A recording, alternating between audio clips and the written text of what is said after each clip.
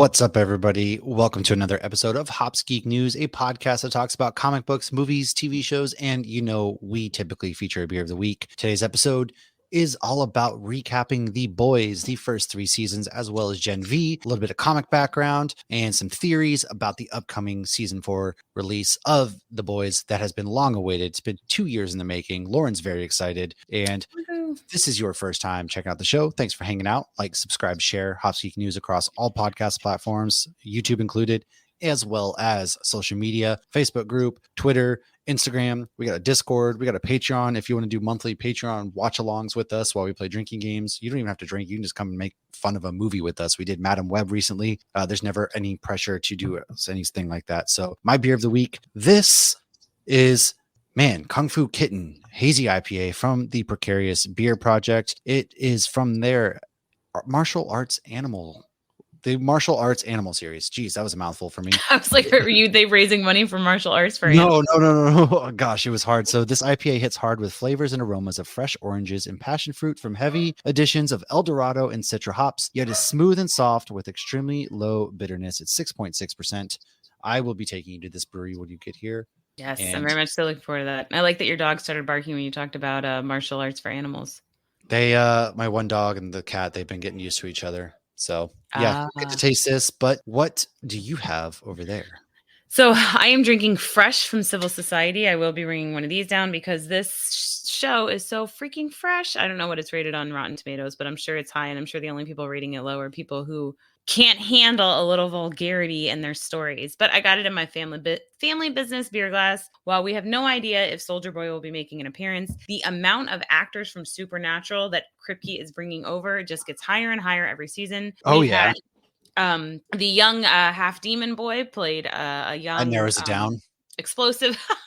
The young half demon boy. Do you realize how little that narrows anything down in the Supernatural universe? It was the young Gunpowder. So the actor who plays young Gunpowder, who was like Soldier Boy's go-to guy, he was a half demon child who had powers in Supernatural. I cannot remember his name, but he was the one that little kid urban legends were coming to life. Like somebody made a funny face and their face got stuck like that. And then Dean really liked the nurse and was bored and he got a hairy palm. So stories like that. You got one of A-Train's brother is an angel. Obviously, you have Jensen Ackles, who played Dean. This season, you're getting Chuck, whose God is coming in. Jeffrey Morgan, who's John Winchester, is coming in. So, and there's been others too. I heard Jared Padalecki's about to have a lot of free time soon. Maybe he'll come in. Eric Kripke did put out a statement saying that he definitely wants Jared to come in, even if it's just a one-off episode and not a big character. There are plans of bringing Jared Padalecki into the mix, creating this whole kind of, area. And we'll get more into this too about how the boys and Supernatural might actually be connected. Oh, obviously the biggest one is Robert Singer. I completely forgot. Political Rob, yeah. Literally, I already have a TikTok ready to go with that sound. Like, if I had a nickel for every time, it's not many times, but it's weird that it happened twice, that Jim Beaver is literally playing Robert Singer from Sioux Falls, South Dakota on 2 different shows. That is hilarious and amazing. And obviously, I got my little Homelander here. And, Soldier Boy, obviously, I have some theories there because he ain't dead. No, he's on ice again. So I'm interested where that goes. Typically, we do news notes, all of that good stuff. However, today we're recording ahead a little bit because Lauren has come in. She's on vacation, enjoying her life. She's living her summer out of a suitcase, as somebody should, because it's all about the life experiences, man. Get out there, explore the world. She's going to Pennsylvania. Nobody needs to go to Pennsylvania, first of all. There's nothing there. But it's good to explore different places. But she did come through Virginia, and I'm sure we had a blast because it hasn't happened yet. Knock on wood, now they just jinxed us. And so we are not doing any news because we did a last week's episode, which we just recorded right before this. And now let's go into season 1. Now, all of our episodes are rated E for explicit because we like to say some bad words. However, we are talking The Boys. So come on, guys. This one's going to be a little extra spicy. Now, Lamplighter in season 1 just retired. So Starlight is taking over. Ken is calling me. I am recording. Sorry, Ken. However, she instantly gets a bad taste in her mouth about the 7 after feeling she had no choice but to perform a certain act on the Deep. Meanwhile, Huey's girlfriend... I don't like that word. Fellatio. Such a gross word. Meanwhile, Huey's girlfriend is completely ripped apart when a drugged up A-Train runs through her. That was so... Went deep on the deep. She did. Not recall that. I mean, I didn't really read the comic books going into The Boys, so why don't you tell us what happens next? So Butcher finds Huey and has him plant a bug in the Seven Tower after telling him that he was FBI, which of course Huey believed, which causes Translucent to come after Huey because he was being naked and hiding out in the bathroom and eavesdropping. And then Butcher actually saves the day, or saves Huey. Then Huey electrocutes Translucent and finds out Butcher is not FBI. They capture Translucent, find Frenchie, and Huey eventually explodes Translucent. Yeah, that was the first big scene where I was like, "Oh Lord, this is oh my!" Like, I mean, almost immediately, A-Train runs through Robin. So you really, I mean, yeah, but then it like a goes dose of into what like show is. I mean, you get scenes like that one character that goes small and goes inside the pee hole and all that Termite. stuff. Yeah, that's the beginning of 3. Yeah, all right. So, oh god. Butcher hates Soups because he blames Homelander for killing his wife, Becca. She used to do social media and then she disappeared. She used to do social media for Homelander. Yeah, right. And then she disappears. Now, Starlight learns that the Seven is all a joke and just about money. And even their lives that they save are all staged and filmed. Because, you know, honestly, if we had superpowers in real life, like legitimately, this would not shock me in the least that they were all company and all that kind of stuff. Yeah. Now, Susan Rayner, who is CIA, Butcher wants her files. Much later, she gets her head exploded by Newman. Now, Rayner mentions Butcher once sent her an edible arrangement, and she then says she'll send one to his funeral, which is foreshadowing, as he actually sends one to her funeral when Newman explodes her head, and Mallory sees that and knows it's in Butcher's doing. So I picked that up on a rewatch. So my husband recently rewatched 1, 2, and 3. I watched as much with him as I could, and the rest I had to look up and remember on my own. But I was like, when she said that, I was like, oh, that's why it's funny with the edible arrangement. Like, this is why it's fun to go back and rewatch these things, because you pick up on all these little things. Because Susan Rayner and Butcher, like, they had like a love-hate relationship. Like, and in the comic, it's super duper love-hate, because every time he goes to get files from her, they're like fucking in the public bathroom while she tells him how disgusting he is. So it seems like in the show, that relationship is in the past, and she's just disgusted by him and wants nothing to do with him. It's very interesting how different the comic is from the show. Right. And like, they really, like, I feel like the more the show goes, the further away, and we'll get into that more when we talk about Jeffrey Dean Morgan's potential character, who he's playing. But it's just like almost just nods to the comics at this point. But I mean, we're still talking season 1. So yeah. Right. So the boys actually learn that Compound V is what A-Train is juiced up on, and they don't know at this point that that's what makes a soup. They still think it's God. They track down where A-Train is getting the V after watching his girlfriend squish her landlord's face with her ass, and that's where they find the female, aka Kimiko. Eventually, they learn Compound V is put in babies, and A-Train kills his girlfriend after she tells him who blackmailed her, and Mesmer, who is Haley Joel, told Homelander about the boys, and they were using him to find out, because they were using Mesmer to find out where Kimiko came from, because remember, she doesn't talk. So Homelander doesn't get why Butcher thinks he killed his wife, because he knows he didn't kill his wife, but at this point, obviously, we don't know this. Vogelbaum gives him a bullshit story, and then Stillwell kind of does the same, but their stories are inconsistent, so Homelander smells bullshit and does some investigating. Homelander is actually giving terrorists Compound V, so the people in the government want soups in the military, and that is the goal of Vought this whole season.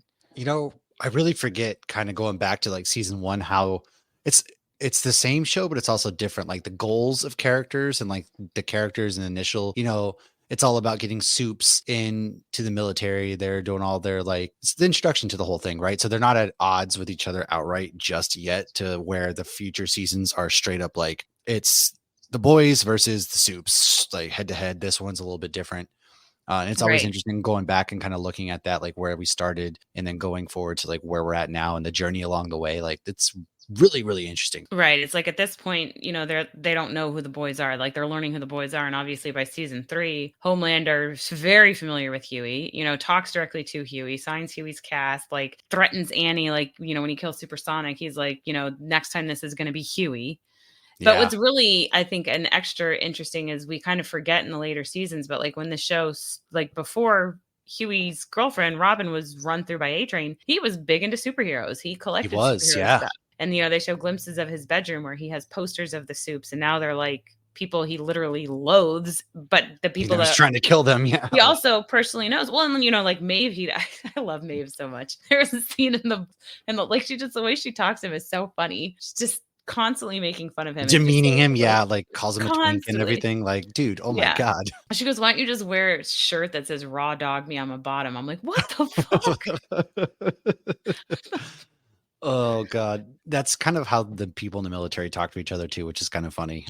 Just for a glimpse, like that's what goes on at work But you just sometimes. see I'm not like saying it's right. It's just like, a defeated look on Huey's face, like, no, but he's like, also like dude, not offended. He's just like, oh, I thought we mutually respected each other. I see that that is not a mutual feeling. yeah, But there, I think that she does respect what he's doing. She just can't stand that she's becoming a bad guy, basically. But we're jumping ahead. We can get more into yeah, that. yeah. We'll kind of get there now. Annie confronts Huey as Homelander shows the Seven, or what's left of the Seven, that the boys are bad guys and killed Translucent. The boys get arrested shortly thereafter. Now, I also forgot that Translucent played the dad in the, oh my God, Violent Night movie. Yeah. Totally forgot that, by the way. However, the boys get arrested shortly Because he has thereafter. clothes on. He looks totally different. Yeah, he has clothes on. They don't get arrested by legit cops. Butcher goes and asks Mallory for help. She tells him Homelander's weak spot is Madeline Stillwell, or she will rather know his weak spot.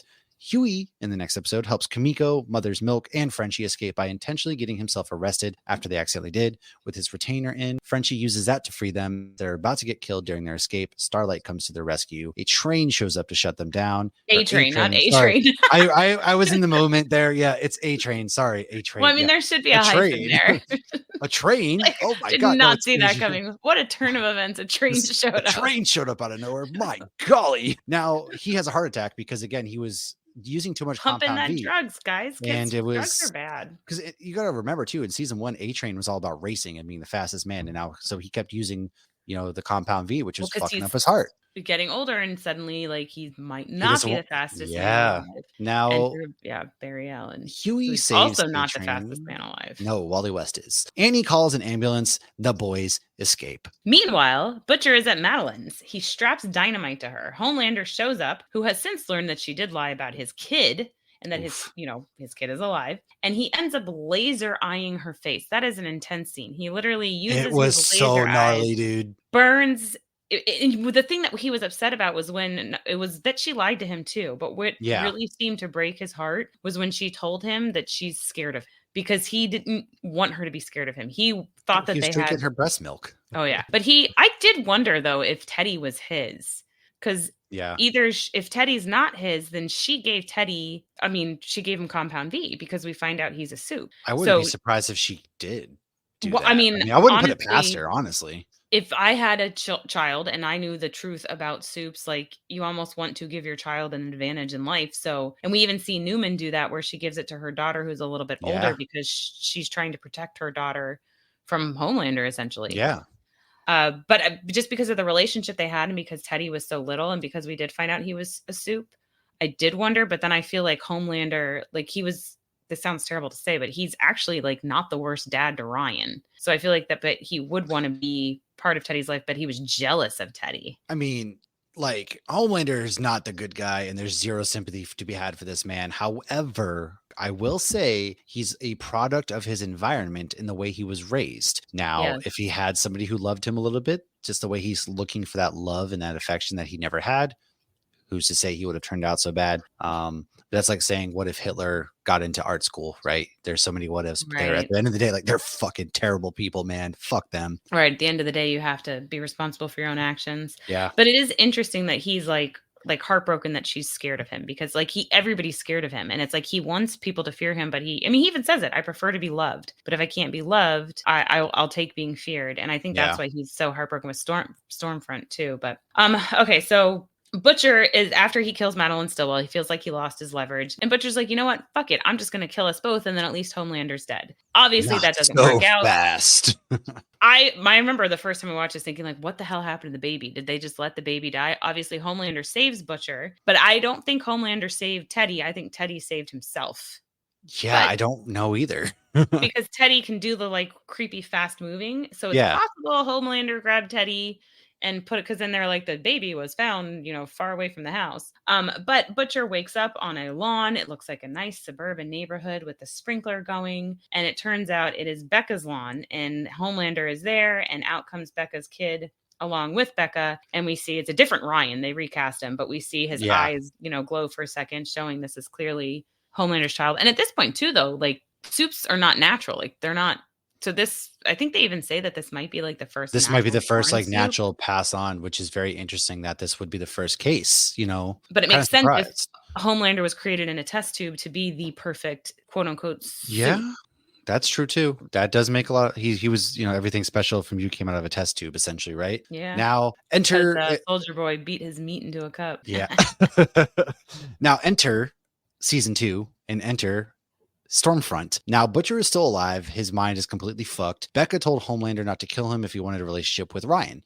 Stormfront at first seems pretty chill. She starts doing Homelander and he finally feels like he has met his equal. And Kamiko is reunited with her brother, a soup terrorist, only then to watch Stormfront kill him and use a racial slur while she does it. CIA agent Trainer starts to piece it all together, and you start to see her go, oh my God, it's all connected. It's fucking Vought. And then her head explodes right in front of Huey and MM. And then we cut to there's also that scene with the hearing where also heads begin to explode. So we learn that Stormfront is actually Liberty. I did not mean to blow your mind, but that shit happens to me all the time. Tenacious D, everybody. You're welcome. I'll be here all night.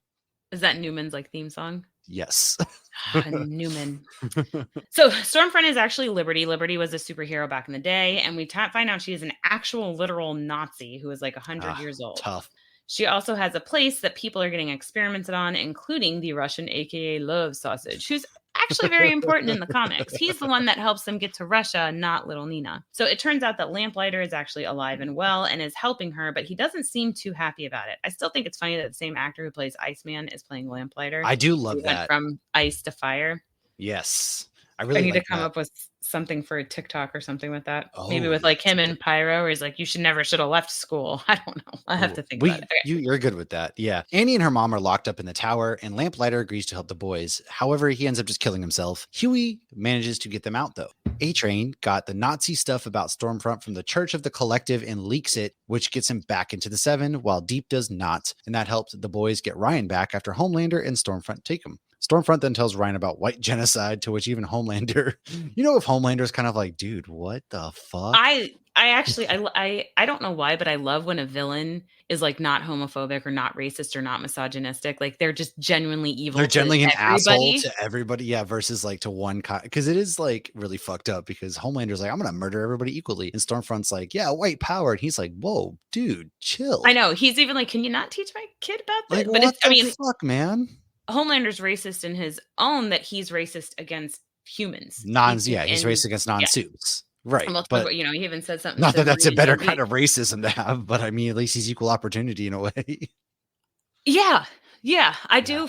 It's weirdly better because his face is it's just, I don't know. He's such an interesting character because there are moments where you're just he never got a chance to be a decent human being. Yeah. And there's little flashes up until he lets an entire plane of people die and Maeve has to watch and it's all caught on video. And up until he's just murdering down innocent people in a crowd, like Donald Trump would shoot somebody in the middle of 6th Avenue and get away with it. You're jumping ahead to the end of season 3. I know. All right. Tell us what happens to Stormfront, though. So Stormfront then comes back, and the girls get it done. I love that part. So Maeve, Annie, and Kamiko start beating the shit out of Stormfront, and that's when Frenchie goes, I guess the girls really do get it done. Because obviously they start off the season with this whole girls get it done campaign, and the, Annie and the Stormfront are kind of making fun of it, and obviously Maeve thinks it's stupid, too. So they're beating the shit out of Stormfront, and she eventually actually gets a hold of Becca after flipping the car. And Ryan then is terrified that his mom is about to die, and he lasers Stormfront, which completely disfigures her, leaving her in a pile with missing limbs. She's all jacked up. Yeah, she's and then she's talking German. Yeah, she's just repeating something in German. But unfortunately, he also kills his mom because his mom is human, and he did get her. And that scene is so sad. It is very heartbreaking. Yeah. Because he's just I'm sorry. And he's calling for mommy, and Butcher's not paying attention to him. He's paying attention to his wife who's dying. And it's kind of like Padme, honestly. It's there's still good in him. There's still good in him. Good. She literally says there's good in him. Yeah. So Ryan then goes with Butcher instead of going with Homelander, and Butcher agrees to keep him safe because he made a promise to Becca, and he has Mallory watch after him. We actually get a happy ending in this because the boys get exonerated of all crimes and are now government funded. Annie and Huey are happy, and Maeve thinks she has successfully blackmailed Homelander to behave by threatening to release the plane video of him letting everybody die. Huey decides to get a legit job taking down Soups with none other than Victoria Newman. Newman.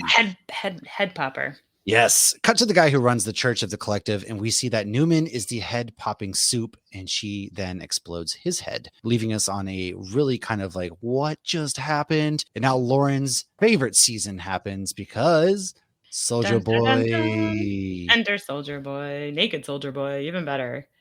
So everything starts looking like life is grand. Starlight and Huey are dating. Huey's job at the Victoria Newman is going great. They seem to have a great relationship. Homelander is in check for the first time ever. Stormfront is barely alive, and she's giving Homelander hand jobs, which I think they're keeping her alive for She's Homelander. A barbecue chicken. Still. And she's still spitting her Nazi. And he even says, like, while she's like jerking him off, he's like, enough with the Nazi shit. You stop bringing that up. Right. Good it's God. like, let it go already. So Ryan is safe with Mallory, and Star-Lord's old friend Supersonic is about to become part of the Seven. I love this character because I think it's so funny. Supersonic, obviously, he was drummer boy and he dated Annie, and I love the jokes she makes about him. I don't like when Huey gets jealous. I think that's gross, but yeah. I really liked that they bring him in, and he's like, it feels creepy singing this song that I sang when I was 16 about like, getting his driver's license and singing about like underage girls. But why don't you tell us what was the Deep doing? Poor Deep. Oh, the Deep is doing. Yeah, you do, but you don't, because I mean, okay, the Deep is one of those like, he's a dumbass. Okay, he's like that pretty boy who was like the jock in high school, had rich parents. They never at all ever held him responsible for anything. And I mean, he does whatever he thinks is cool. Yeah, he can't make any decision on his own. No, and he's another person like vying for love. Like that's his whole thing. And so the Deep is doing everything that he can personally to get into the Seven again. And even he eats Timothy, who is the octopus, to appease. Timothy. Yeah, to appease Homelander essentially, and he succeeds. Now the boys are determined to figure out how to kill Homelander. Mallory tells him a story about how the Russians killed Soldier Boy, who was the super hot leader of the team. Duh. And they go to Russia. They go to Russia thanks to help from a little evil Nina, who has Kimiko doing hits. And did I tell you how they kill little Nina in the comic? I don't think so. So she's obsessed with vibrators in the comics, and Butcher puts an explosive in her vibrator, so when she turns it on and she's on a plane, the whole plane explodes. Oh, all right. Interesting. So the comics are great. The one thing I won't talk about on the comic until maybe the show is over and we get spoilers ahead is the ending, because the ending is a what the hell just happened ending, and I don't want to ruin that for anybody. Yeah, that's fair. Yeah, I don't want to talk about the ending either because I know how it ends. But hey, your boy Soldier Boy is here. Yes, Soldier Boy lives. So they have a new plan. They're going to use Soldier Boy to help kill Homelander. After, of course, Soldier Boy kills all his own old teammates for selling him out to the Russians, where he was tortured for the last 40 years. Now, his new powers that he got from all these experiments also depower Soups, which can be very helpful. In fact, Kimiko is actually depowered when he hits her. However, she does take V again when she can't help Frenchie later against little Nina.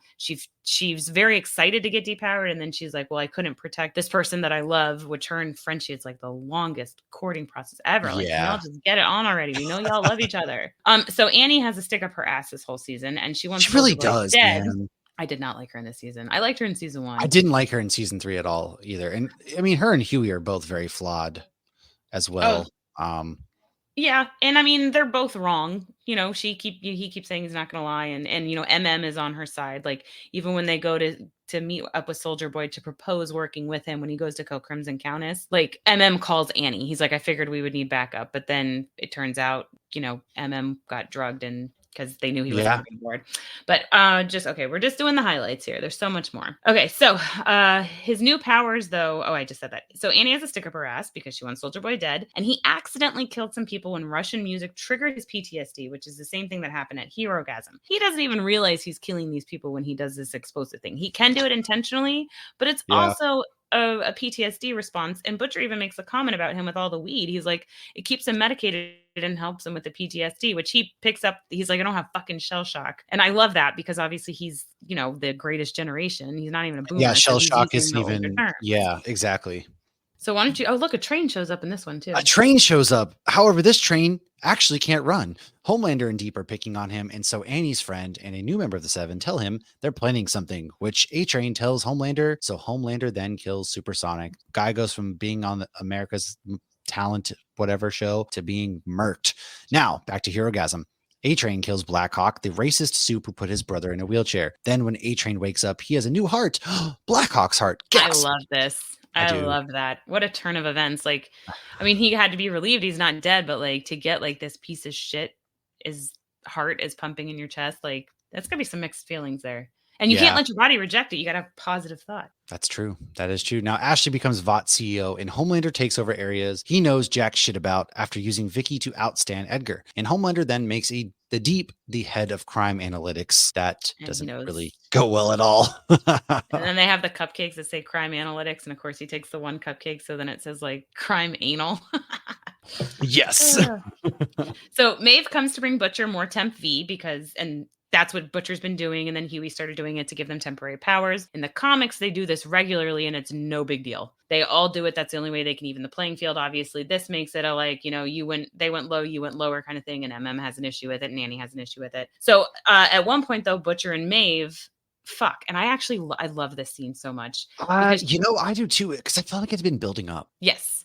They both hate themselves as much as they hate Soups. And even though she is one, and she even says, she's like, what, you're still too good for me. And when they first showed up, he offers her a drink and she's like, I've been sober 4 months, asshole. And he's like, I've been sober a year. And so they both are very similar in a way. They really are. And this season, the boys even get superpowers too. So like to that degree, they are very similar. And I think he really liked though in that scene where, it's got to be weird if you're a guy and you're always stronger than the person you're with. And all of a sudden this little girl is slamming you up against the wall. But I mean, and they're both hot. So that's always fun too. So, but this becomes a bad thing though, because when she goes back to the tower, she reeks of Butcher. Much like Crowley says, you stink of the Impala when Castiel comes back.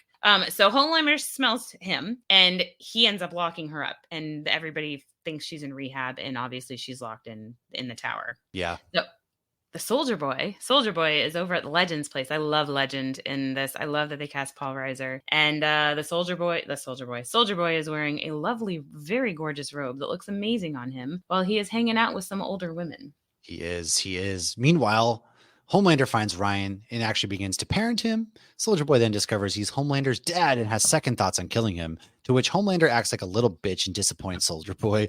Ryan gets hurt. Suddenly, Butcher and Homelander are fighting Soldier Boy because Butcher's a dumbass. Annie shows up. Maeve grabs Soldier Boy. To protect Ryan.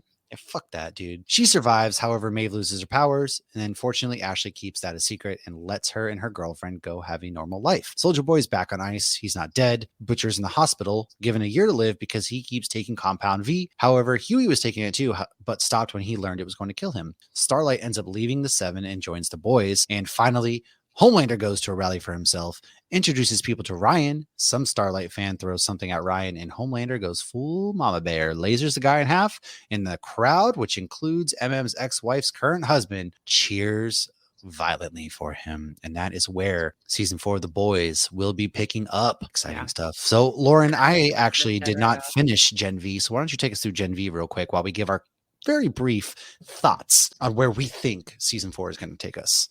So I don't go into as much detail with Gen V as we did with the other seasons, but I will definitely give you the last scene. So we're at Godolkin U. Enter Marie. She has blood powers very similar to Newman. In fact, they even bond over that in this season. And so that means Marie can probably pop heads too. I think she definitely can. But she hasn't had popped anyone yet. So Marie and some other college soups learn there is something shady going on at their school after one of the kids loses his mind and kills a professor. They then find the, quote, woods, which is where soups are being locked up, including the kid who lost it and died's younger brother. It turns out one of the kid soups, Kate, was helping the school and making it so people forgot things. She, like the other kids, were basically manipulated. When the other college soups find out Kate was helping cover up that Luke's brother Sam was locked up because she was actually dating the brother, locked up, they turn on her. A lot more does happen, but it wraps up at the school. Jordan and Marie, who are starting to date, they are having a moment about being good together. And then Kate goes over to go touch Jordan to make them forget what's going on. And Marie explodes Kate's hand. She doesn't necessarily do it intentionally. It was one of those like, no, like she didn't want Kate to touch Jordan. And that was the reaction. So Kate's then screaming because her hand just completely exploded off of her body. Enter Homelander. And if you have not seen the outtakes for this, I highly recommend Googling Gen V outtakes. It's Is this fucking where he hilarious. shows up on he Yes. hates being in the air and he shows up in the air and he's like all afraid and everything? Yes, and he goes from his American accent like to his New Zealand accent. He's like, "Fuck off, fuck this, fuck this." It's so funny, and you hear somebody go, "Oh, he never goes that high. He usually just lands." That's amazing. So he's not happy with Marie, and this is what we were talking about before, because she turned on her own kind, meaning the Supes. And that's the scene, like, what kind of animal are you? He then lasers Marie, and they make it look like, on the news, they make it look like Sam and Kate actually saved the day, which is funny because Sam's the little brother who was locked up. And they're calling them the Guardians of Godolkin. And they show that this is why we still need Supes to keep us safe from bad Supes. And they cut to, and they're making it like Marie, Jordan, Emma, and Andre were on a murder spree. But at the very end of the episode, or the season, ends with the four of them being in what looks like a hospital. Marie did not die. She handled the laser. And Andre even makes a comment about, like, anybody else would have died. And they're locked up, and they were really just trying to expose Vought, and they were trying to expose the university. And then we get a end credit scene with Butcher, who finds the woods, and we don't see what he sees. He just finds the woods, which had been like completely broken into and destroyed. And he says, quote, "What a bunch of cunts," end quote. So I think they were just trying to weave them together. We see Newman, on the campaign trail, and we now have seen from, Bobby and Newman are running, and Newman is the VP in the comics, but she is a completely dumbass guy in the comics. And I don't mean like a dumbass guy. I mean like mentally not all there in the comics. That makes sense. And being used to, like, oh, we're putting this person in power because we can control this person. So obviously Victoria Newman is very intelligent and can control herself. It's a totally different situation, but she was VP in the comics. Yeah, I am curious how they will, because I feel like they're going to build up to a big intersect. Boys have been renewed for a season 5, which has been long rumored that it's the final season. So I'm interested to see how Gen V, because there's a bunch of other spinoffs planned in this universe. So they'll probably wrap up like the main storyline, because how long can they keep going with Homelander versus the boys? It's one of those storylines that's gonna go. So you got to bring Soldier Boy back so he can depower Homelander. I mean, you get rid of Homelander and then you can continue on with something else, I'm sure. But as far as now, Jeffrey Dean Morgan and IMDb has Rob and Jeffrey listed as part of the cast. Their role is not stated. However, it is believed, not confirmed, that Jeffrey Dean Morgan will be playing Joe Kessler from the comics. Lauren was hoping it would be Tech Knight, but we got him in Gen V. Now, Joe Kessler also goes by Monkey. He works for the CIA and feeds the boys info to fight Vought and the Supes. The nickname comes from a time where he was raped by green monkeys in both ears. That is just something. He also is known for having a fetish for female paraplegics. It gets worse. Oh my God. Lauren has a feeling that much like Soldier Boy, if this is Monkey, they will not be following his comic book character very much. And now Rob Benedict, aka Chuck, aka God from Supernatural, spoiler alert for me, is set to play Splinter. You already knew that? Maybe I did. We saw him split apart in the trailer. He can basically split apart and become more than one person. Now, I'm not really sure if he was in the comics. Don't really remember. Lauren read them 3 years ago. She doesn't remember either. If he's in them, let us know. Firecracker is a new character too. She's very original to the show, and Sister Sage is a new Supe, but however, she is based on Jessica Bradley from the comics. As the show airs, obviously we're going to do Cantina hours and things like that. So that's just kind of Lauren's thoughts. One other thing I forgot to put in the season 3 is Black Noir was killed. Homelander killed him because he lied to him. Yeah, that's right. And they're bringing him back now. The reason I wanted to mention that is because Black Noir will be in the next season, but I think they're pretending that he didn't die because he's fully covered in the mask. It's definitely a new Black Noir. Because I thought about season 3 was awesome is you got to see into his brain a little bit, like the cartoon characters that played a little. Because he had that brain damage. Like it's his story is honestly sad and tragic because he's like a child, but he's still so evil. But you saw him, fighting with I always forget his character's name in The Boys. Gustav Frang, Moff Gideon, Giancarlo Stan Edgar, yes. Stan Edgar. So you see him arguing with Stan Edgar, and Stan Edgar himself is not white. And he's telling him, you have to keep the mask on, and you're going to want the mask in this area because it's cold. And he's saying all these things of why he needs to be covered. And he can't, he's like, people don't even know who I am. And then obviously when that happens to his face, he's reaching for his helmet, which is so sad. And then he's like a child, but I mean, he was part of conspiring to get rid of Soldier Boy, but then Soldier Boy even says, Black Noir wouldn't wipe his ass without Vought's permission. He says something along those lines. Yeah, he's a company guy.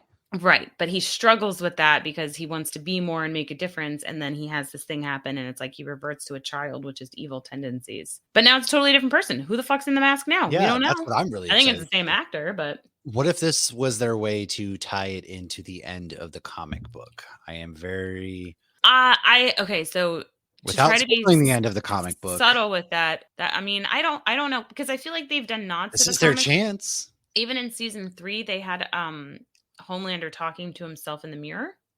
Yeah, I but think here's Homelander the has split personalities a little bit. maybe. But like this is your big chance to do that. And the ending of the comic book is really massive. I almost wonder if that is something they would take liberty on. Like I don't know that they would change something that big, but who knows? I mean, obviously we don't know. We did do an episode with Derek Robertson, who is the artist for The Boys, creator of The Boys. He didn't give us any spoilers, so we have no inside knowledge. Great guy. Obviously, Nor make would sure we you go want it, back. yeah. It was awesome, and I don't want it either. But I kind of that's like something that I'm kind of thinking in the back of my mind. I mean, Who it's knows? possible. I wouldn't put it past him, but I feel like they've veer so far away from the comics so much, and I feel like so many people have read it, especially since the show started, that I feel like you almost have to have a different ending than the comic. Yeah, But I don't know. I mean, it'll be interesting to see how it all plays out. But yeah, season guess that's 4, the Beetle. Season June 4. 13th. Let's do I'm it. excited. Make sure you subscribe to our YouTube channel where we'll be doing Cantina Hours, probably recapping The Boys along with Acolyte. And there's a lot of good television kicking up in June. Make sure you are tuned into our social media accounts, man. That's where you're going to find all the good stuff. In July, Lauren and I are going to be on basically a 2-week excursion with our families and friends throughout Europe, which is going to be really exciting. We're looking at getting tickets to go see Deadpool and Wolverine together. Yes. So stay tuned for that.